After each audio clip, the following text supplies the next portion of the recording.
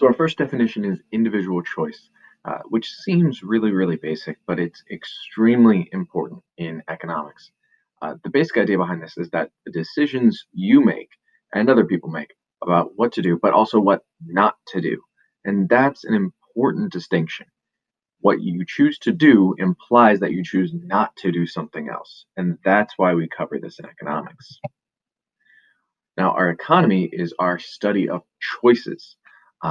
It coordinates the choices that we make about production and consumption and how those choices then get distributed amongst everybody else. So, that is a bit more of an explanation of what an economy is in general. Economies also have incentives. Now, these are rewards or punishments. Now, those punishments aren't used a whole lot. It's actually more about rewards because you're looking to motivate particular choices. And sometimes punishments will have unintended consequences that actually encourage the bad behavior or a different bad behavior. Whereas rewards, although can have its own unintended consequences, will frequently guide more towards the behavior that you want. And as I said before, plans to change behavior without incentives are almost always doomed to fail. So you should always have some sort of incentive to carry out whatever behavior you're looking to encourage.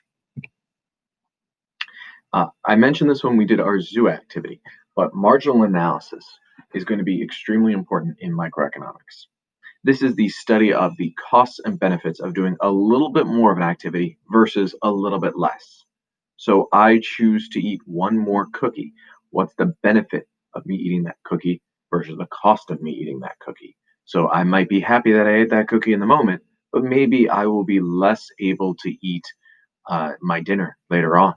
So the benefit is I'm happy now. My cost is I'm less happy in the future.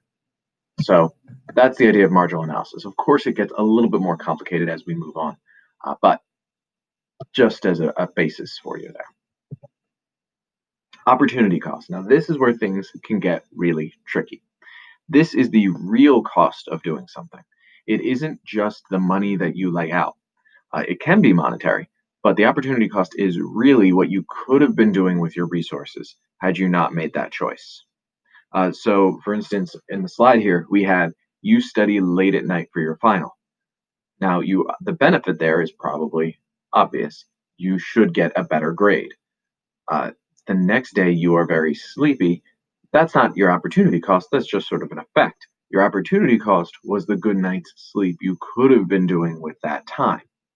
It's an important distinction that you're going to have to make sure you understand for especially multiple choice questions.